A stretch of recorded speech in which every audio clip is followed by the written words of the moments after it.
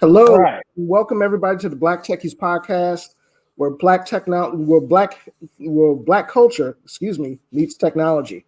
My name is Herbert Seward, and this is the last in the series of interviews that we've been doing for what we've tabbed Bandhead Weekend, and essentially, the guest that I have with us today is again one of the core of individuals that have been on the forefront of HBCU band culture. So without further ado, Mr. Gerald Howard, welcome to the Black Techies. Thank you for having me, man. Thank you for having me on the show, Herb. Hey, no problem, man. So we're both part of this project, this anthology of stories and experiences that the HBCU experience movement has tabbed us to write. Tell the audience a little bit more about yourself and exactly, how you got attached to the project. Let's see. Gerard Howard. I'm a graduate of Jackson State University. I am the creator of a number of HBCU band websites. Started back in 1998 with blackcollegebands.com, HBCU band, Marching Sport, the Marching Network, bandhead.org. And currently, if you're on YouTube, you can see most of the work that I have is under the name Marching Sport on YouTube. Yeah, and that's for those of folks that follow the Black Techies or follow HBCU band culture, that's a lot of content that's out there on YouTube that Gerald is, has been at the forefront of putting, bringing the audiences. So, anytime, any one of us hits the tube and clicks on a clip, Gerald is more than likely behind it. So it's dope to have him on the show. Tell us a little bit more about your experiences at Jackson State. How did you get there? What was your story behind, getting to the boom, and what did your experience there mean for you?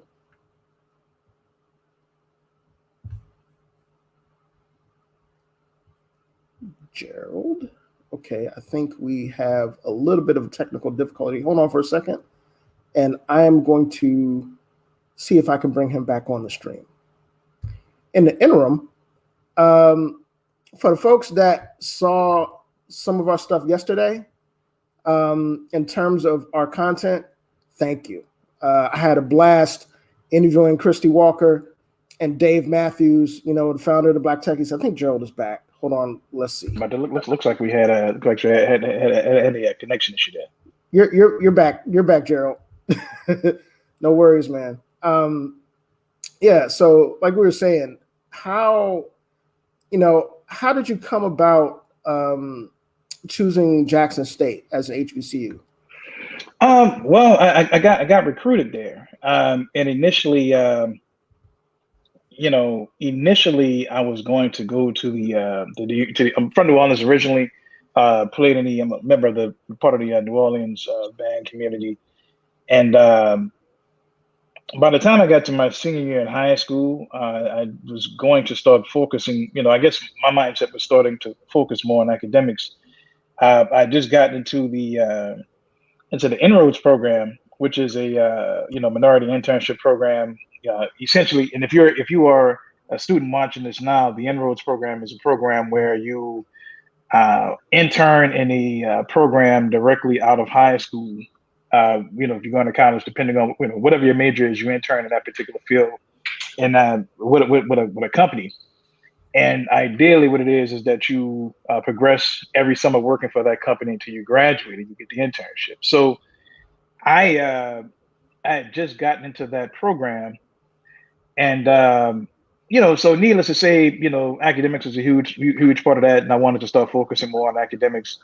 And I was going to go to the University of Southwestern Louisiana to major in electrical engineering. And out of the blue, I got a call from one of the band directors. Matter of fact, I got a call from William Bethea, who's at Norfolk State now.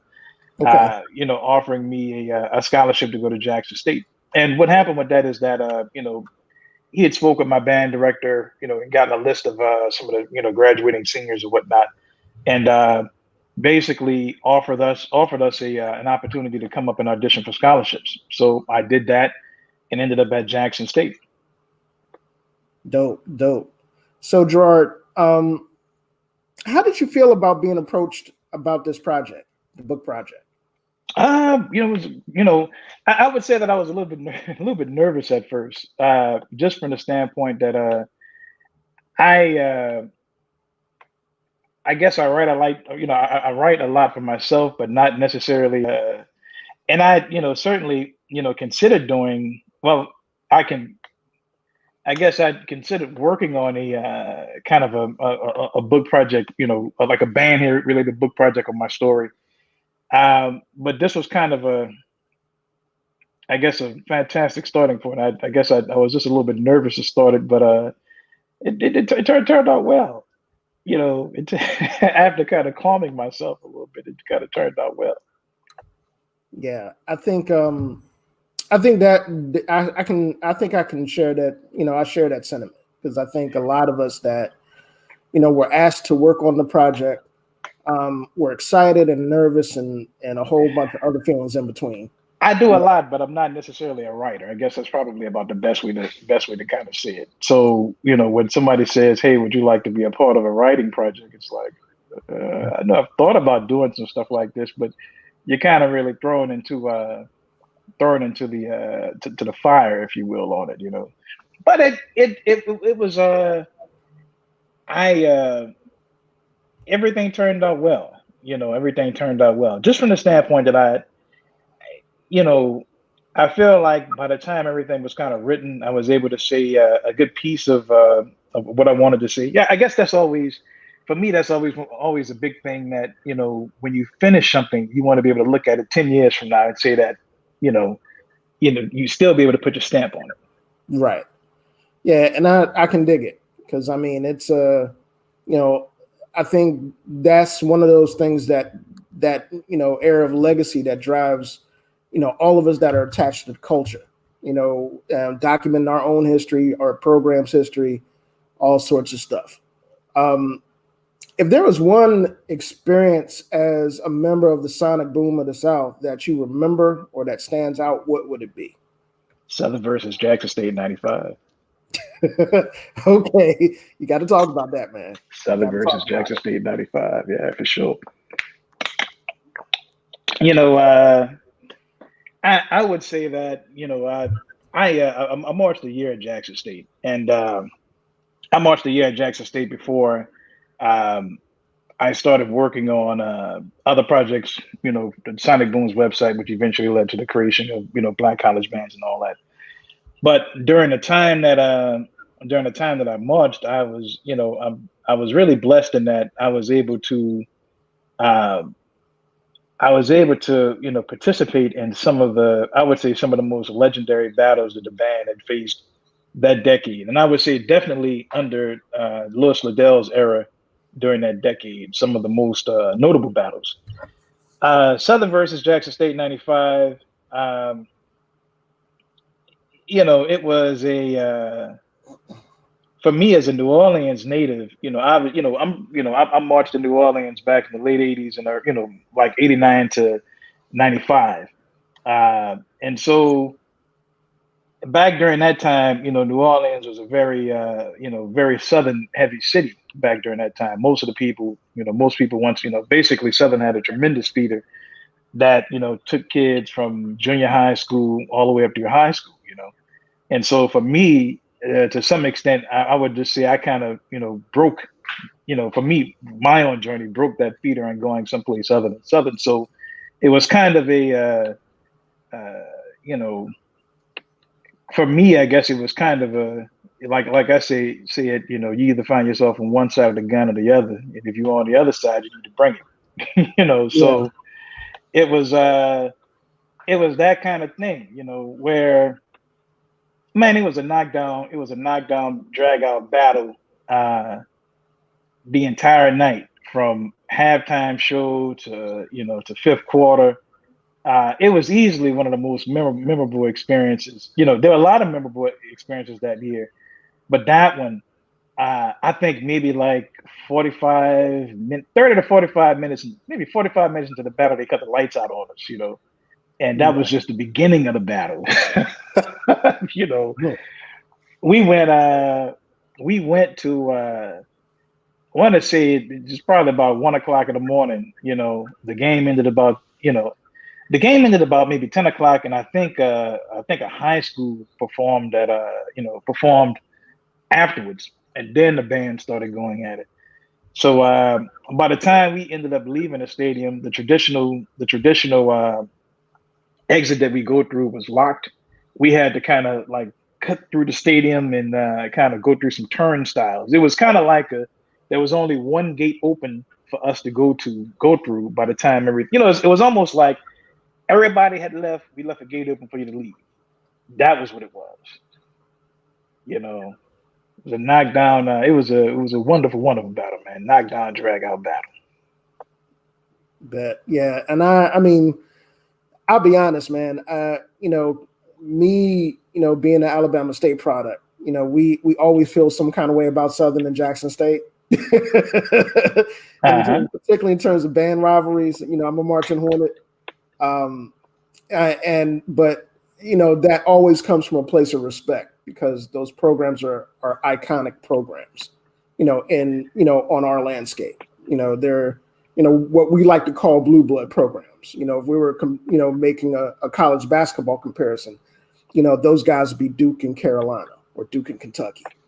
So yeah, it's something that as as this book attempts to explain those experiences and that connection to the culture, it's really exciting to be able to share that stuff with the public.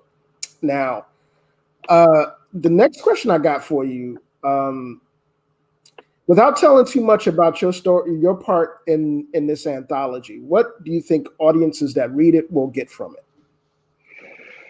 Mine is kind of really more of an origin story.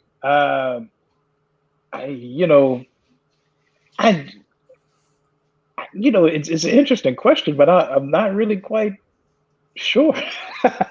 It's just kind of like in my case with it, man. It's kind of really more of an origin story. I don't know what people might take from it when they read it. To be honest with you, I just kind of. I'm not quite sure, man. I got asked that question before on one of the last interviews I did. It was just kind of I couldn't quite give you an answer for that one. Well, I mean, And I can dig it because I mean I had a problem kind of verbalizing that myself and writing my stuff. So let me put it another way.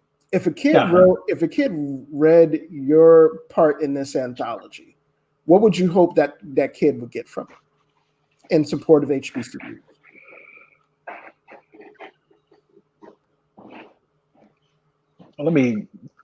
Give me a second. I definitely give you something on that. Attend and contribute. Attend an HBCU and contribute back. I would say it would really kind of be more of a, follow your dreams, and follow. Don't be afraid to follow your dreams, and if you're going with something, just kind of, I guess. That is, open yourself up to opportunities and be guided by them. If that makes any sense. When opportunities present themselves, take them. Yeah, I can. If that makes any sense, I think it makes a lot of sense, actually. So, where do you think? Well, before I phrase this question, we all, people that are big supporters of HBCUs and follow HBCU culture knows that marching bands and their attachment to HBCU athletics is integral to the HBCU experience. Yeah, it is. So if you were to describe that place of HBCU band culture within the pantheon of how important it is, in terms of the HBCU experience, how would you describe it? Quintessential. I would say that I guess you could, it's certainly a part of the, East. I'd say it like this. When I started my site, one of the main thing of it was representation, because I saw that there was no representation when I would go to games and I would shoot games when I was working on a Sonic Boom's first website and on the field taking pictures for it. I saw that, there were tons of photographers who were on the field shooting, and they shot bands, but they shot bands during the halftime show, and there wasn't anybody there on the field shooting from the band's perspective. So saying that to say that, like, photographer, because I started off as a photographer before I started doing any type of video work, and for me, it was representation. As a band head, certainly that we see things differently than the way than what other people see them. We see. Oftentimes I kind of wonder if, from a crowd standpoint, if they just see a bunch of jigging and shaking. You see what I'm saying? Yeah, Jigging, shaking, and hand clapping in the stands. And meanwhile, as a band head, you there ready for some action. You ready for So it's kind of a like that piece, and so that was what I wanted to be able to capture when I started shooting. Like, basically, it was more or less, there was no representation, and I wanted to be that representation. When I started photographing Black college bands. So, I'm sorry. Let me kind of jump in on that too. No problem, dude. You were talking about just how important it was. Obviously, when it comes down to the football experience, I think there is a duality, with HBCU football and HBCU bands. And the bands typically, they don't really get to do the way that they deserve. Today in particular, this morning I woke up on Facebook and I was reading that, the SWAC championship is coming up, right? And so this entire season, bands, there've been, pretty big restrictions on bands traveling, from the SWAC standpoint. So SWAC wise, only home bands were allowed to perform at games. Visiting bands weren't allowed to travel. If two schools were playing at a neutral site, neither band could travel. Yada yada yada. Which, let's take the Bayou Classic band, since there were no bands at the Bayou Classic. So now, you wake up in the morning and, it's one of those, come to find out that the, Alabama State and Pine Bluff have been mandated to attend the SWAC championship, which is kind of like, it's kind of like really, so we still in the middle of COVID and all this, but you're mandating the bands to attend. Now needless to say, it could be that these bands didn't practice, just reasonably, you know, let's take Alabama A&M for instance. I mean, their season theoretically was over, band wise, when I think they had a game they were supposed to play something and it got canceled. I forgot who they were playing, but whatever that game was got canceled, and that was the only home game. So, you know, it was just kind of interesting to see, that the bands have been, I guess they spent an entire season banned from going to events to, being mandated now for both bands to perform at the SWAT championship. Yeah, So I definitely found that is a little disingenuous, given it's a little, yeah, like really, ooh. yeah, And money is involved, yeah, like,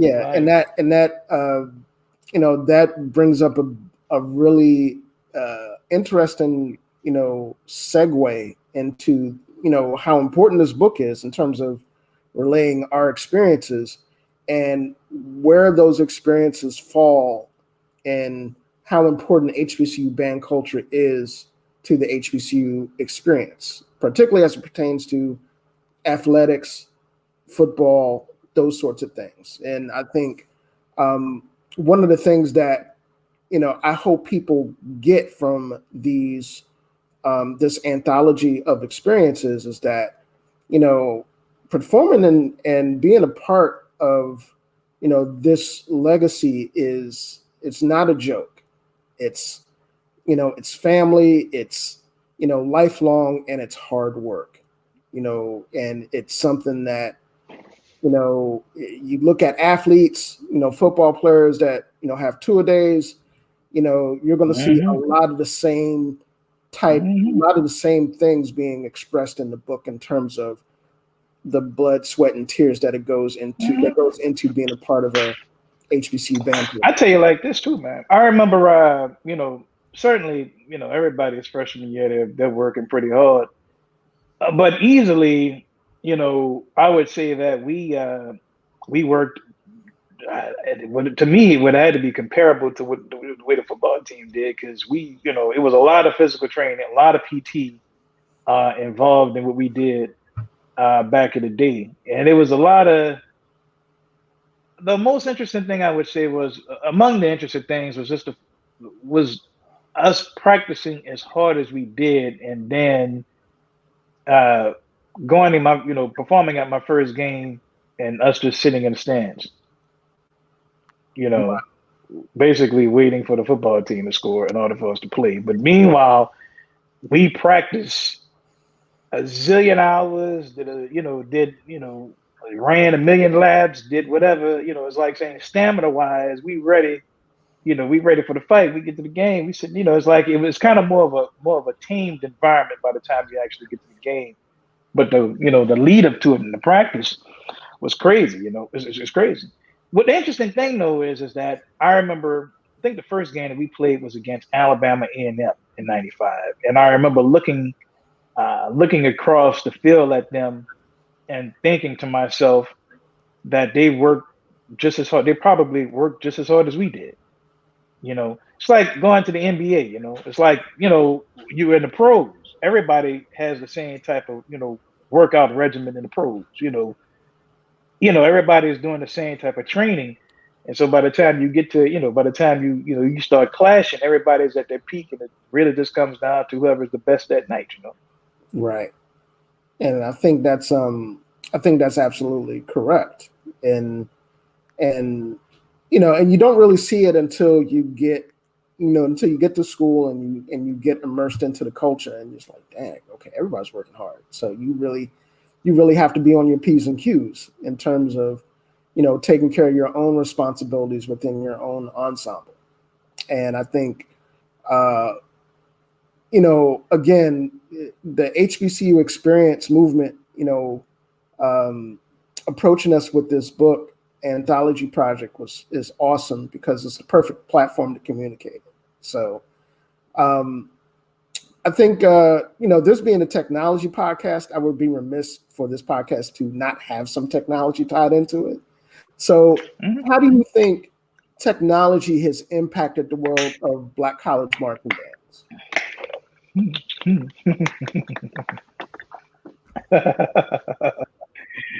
I heard, for me, certainly it's an interesting question.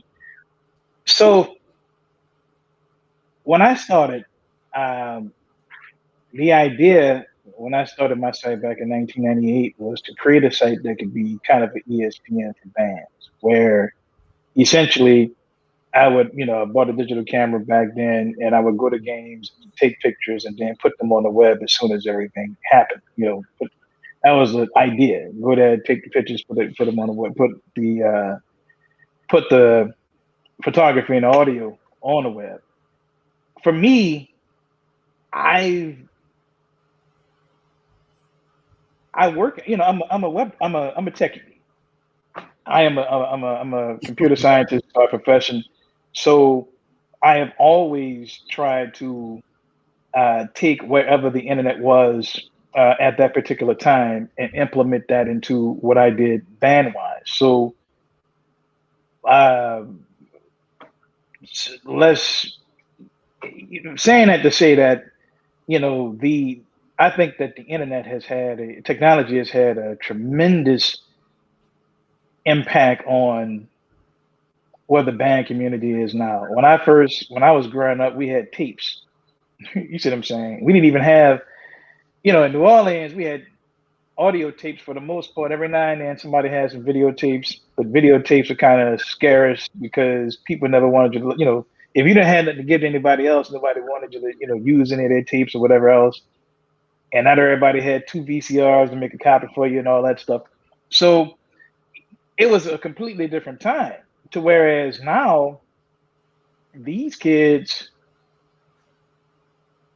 I couldn't even begin to imagine what it's like to grow up as a young bandhead in this day and age. The access to material, is crazy, instant, to whereas, again, growing up in New Orleans, there were no, we saw Southern and Grambling during the Bayou Classic, but for the most part, we didn't really see any other college bands. So I remember watching, football on watching the, football games on BET just to listen to the band in the background. That was what I grew up with. So we talking about, you watch the game to get to the halftime show, and in the meantime, you just listen in the background to see who's playing what. Hopefully you hear something. Versus now, people are live streaming. Yeah, and I think that's yeah, dude. I wouldn't. I agree wholeheartedly, and I think on another level, it's caused programs to rethink how they approach performances, how they approach branding themselves, everything. And the fact that you can go on YouTube or go onto your platform or a number of other platforms and have instant access to to the show that you had the week before or 2 weeks before or a month before or a decade before. It says a lot. And it presents a unique challenge to directors and students, for these programs because, being able to, that game of one-upsmanship the stakes have gotten a lot higher because it's, you can't rest on your laurels and do the same type of show that you did the previous week or the week before that, or even a couple of years before that. These days you play something in the fifth quarter that you played a year ago, and folks are going to be like, yeah, you played that before a lot. Right. Just depends on, I would say to some degree, it just depends. I would say that it just depends on when you play it. Like if you're leaning on it, or did you bring it back from years ago? Was it played at the right time? Exactly.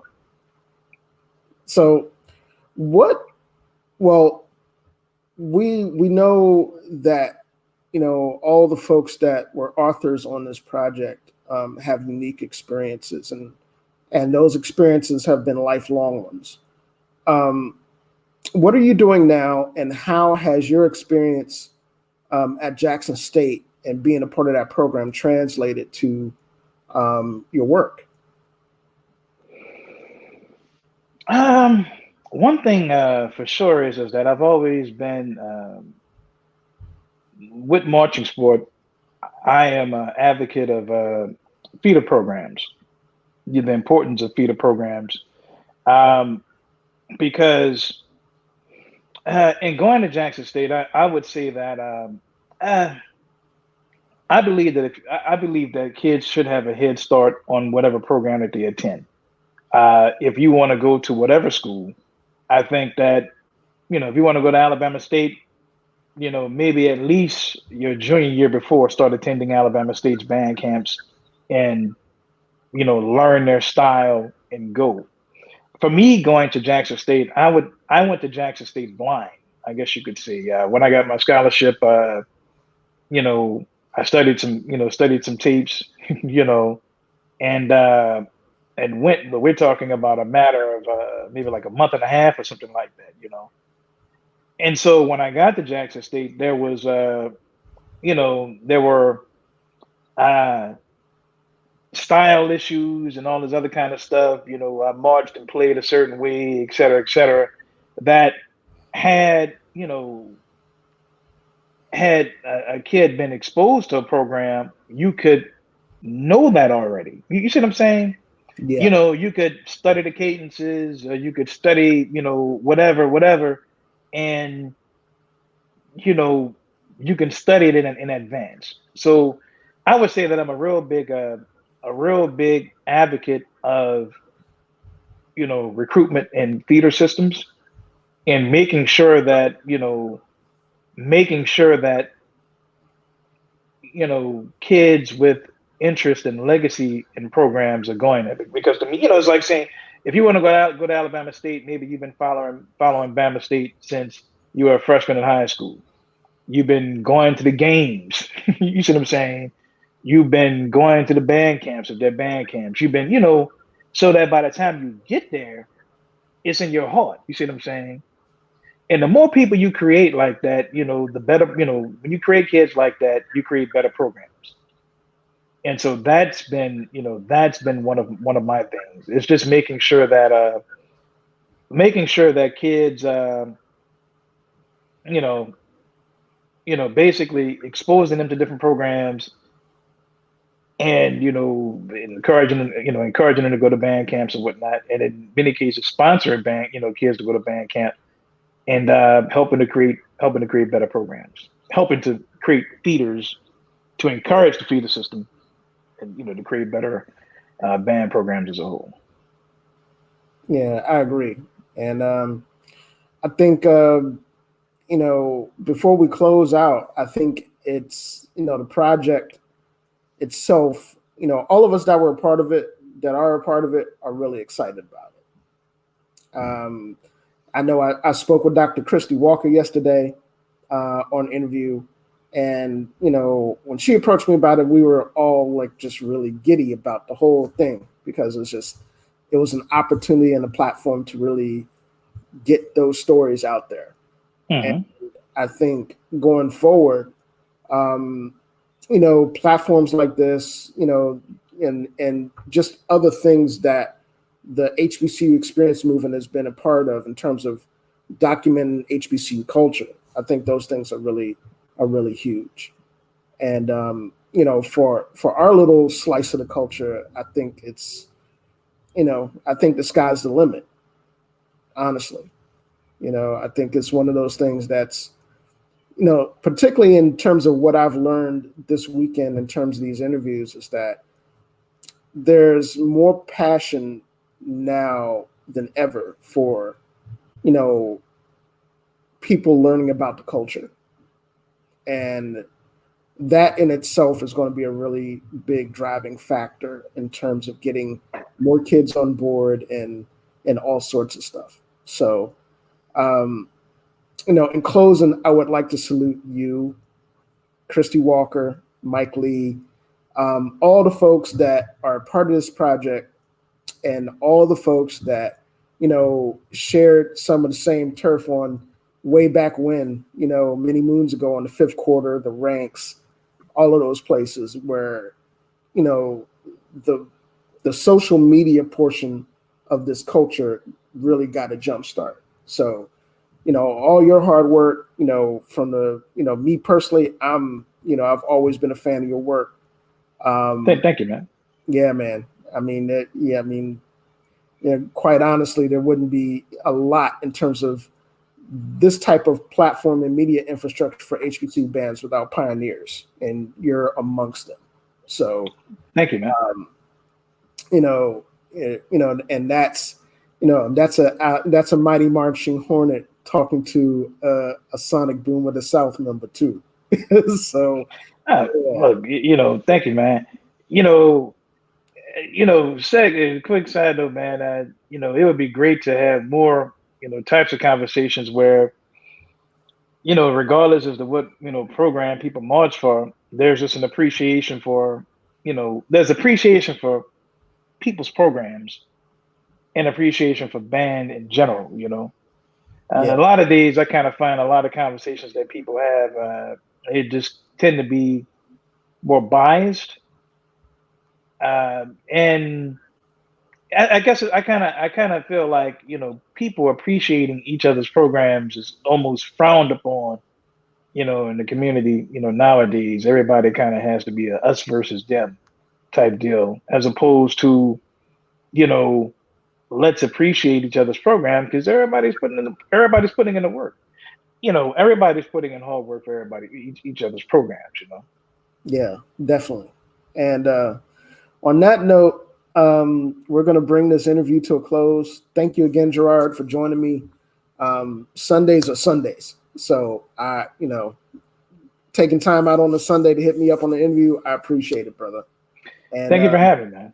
And once COVID, all this COVID stuff drops and we're actually back out of games and taking it in, hopefully we'll be able to cross paths. Hopefully so, man. Hopefully so. And definitely chill. For those of you that have been with us for the Black Techies podcast this entire weekend, thank you for joining us. We have a ton of new content coming up on our regular podcast with the regular crew being back. For those of you that are watching Dominique, we have a new member, Miss Ebony Burrows. She's a brand new techie. Leslie Moore, Roberto, those guys, you guys are going to be on deck real soon. So stay tuned for the Black Techies podcast. Until next time, hail Wakanda.